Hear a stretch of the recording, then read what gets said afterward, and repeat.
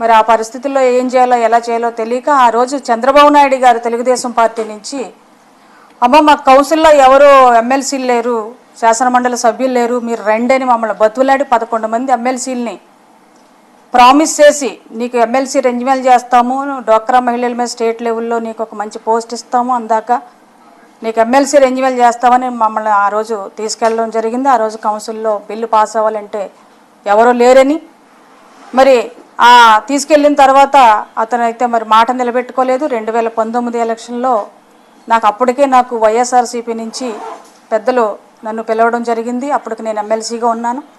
కానీ ఆ రోజు నా దురదృష్టం కొలిది నేను రాలేకపోయాను వైఎస్ఆర్సీపీలోకి. తదనంతరం నేను నా పరిస్థితులను బట్టి నా సొంత నియోజకవర్గమైనటువంటి పాయకరపేట నియోజకవర్గంలో అక్కడ ఉన్నటువంటి పెద్దలు గౌరవించి నన్ను అక్కడంతా మరి జనసేన పార్టీ ఎక్కువ ఉంది కాబట్టి నువ్వు జనసేన పార్టీ నుంచి ఇక్కడ పోటీ చేస్తే నువ్వు నెగ్గుతావు, బాగుంటుందని నాకు అక్కడ నా స్థానికులందరూ చెప్పినటువంటి మాట మీద నేను ఒక పనికిమాలిన పార్టీ అనేటువంటి జనసేన పార్టీలో జాయిన్ అవ్వడం జరిగింది. అంటే నాకున్నటువంటి ఆ సర్వీస్ని పక్కన పెట్టేసి నేను ఆ పార్టీలో జాయిన్ అవ్వాను. అప్పుడు నాకు పాయకరపేట నియోజకవర్గంలో టికెట్ ఇస్తానని మనోహర్ గారు చెప్పారు, పవన్ కళ్యాణ్ గారు కండువా వేశారు.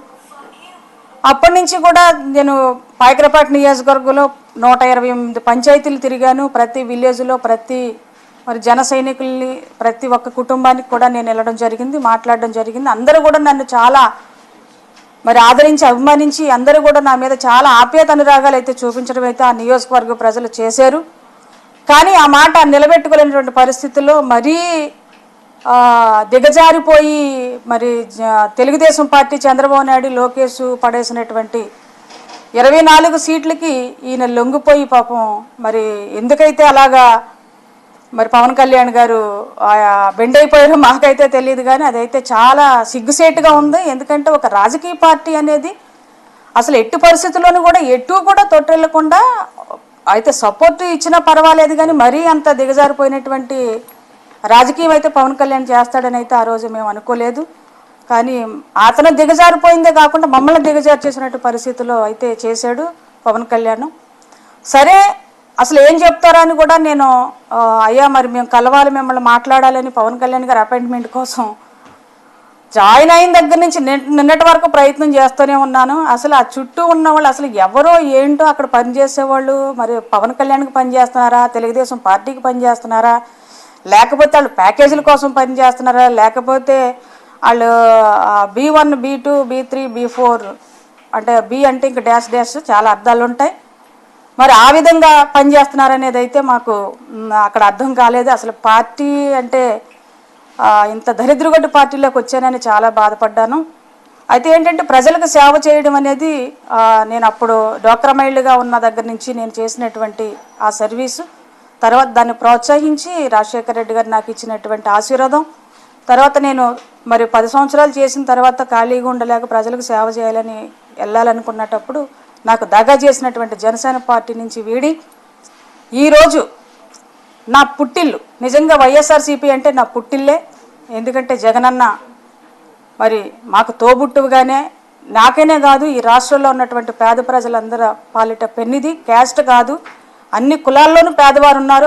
అందరికీ కూడా ఆయన అండగా దండగా కొండగా ఈరోజు అన్ని కుటుంబాలతో కూడా ఆయన నడుస్తున్నటువంటి పరిస్థితి. అన్ని కుటుంబాల్లో అవసరాలు తీర్చి వారికి కావలసినటువంటి విద్య, వైద్యం మరి అన్ని విషయాల్లో కూడా మరి ఈరోజు ప్రజలకు అండాదండలుగా ఉండి 5 సంవత్సరాల పరిపాలన గొప్ప పరిపాలన ఇచ్చినటువంటి మహానుభావుడు జగన్మోహన్ రెడ్డి గారు ఆయన్ని విడిచిపెట్టి నేను ఎందుకు అసలు ఈ పార్టీలోకి వచ్చానని నన్ను నేను మరి ప్రశ్నించుకొని నన్ను నేను అర్థం చేసుకొని నేను పశ్చాత్తాపడి ఈరోజు జగన్మోహన్ రెడ్డి గారితో నేను కండువేయించుకోవడం జరిగింది. ఎందుకంటే జగనన్న చేసినటువంటి కార్యక్రమాలన్నీ కూడా అప్పుడు తండ్రి ఎలాగైతే రాజశేఖర రెడ్డి గారు చేశారో అలాగే ఇప్పుడు కూడా చేస్తున్నారు. అంతకు మించి కూడా ఇప్పుడు జగనన్న ప్రతి కుటుంబంలో మరి దేవుళ్ళ ఫోటోలు ఉన్నాయో లేదో తెలియదు, కానీ ఈ జగనన్న ఫోటో మాత్రం ప్రతి పేద కుటుంబంలో పెట్టుకొని పూజించినటువంటి పరిస్థితిని ఈ 5 సంవత్సరాల పరిపాలనలో ఇచ్చారు. మళ్ళీ నెక్స్ట్ కూడా జగనన్నే ముఖ్యమంత్రి అయితే ఇంకా మరి పేదవాళ్ళ బ్రతుకులు మారుతాయి, పేద కడుపులు మంటలు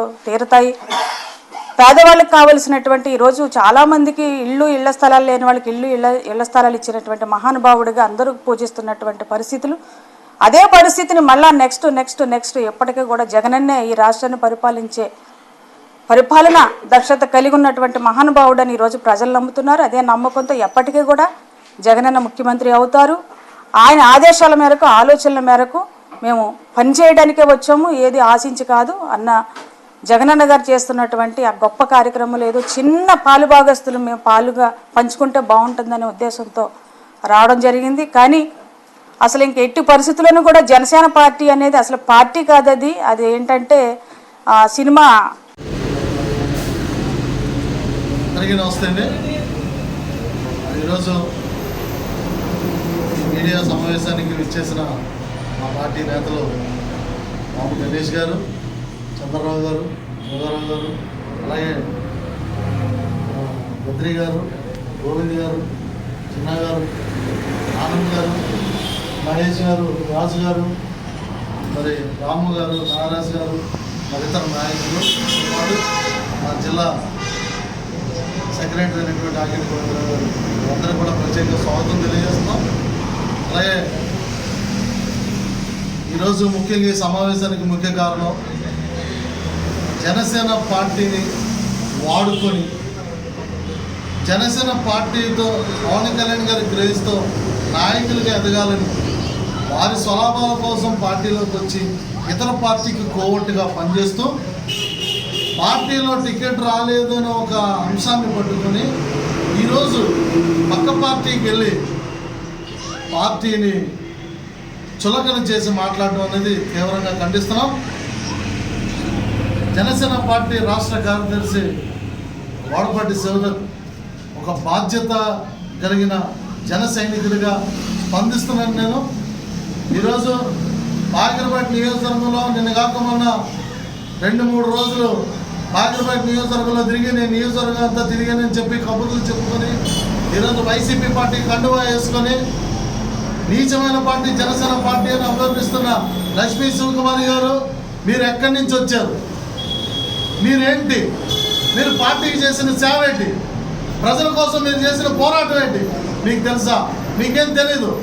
జనసేన పార్టీలో ఎవరు వచ్చినా స్వాగతిస్తాం.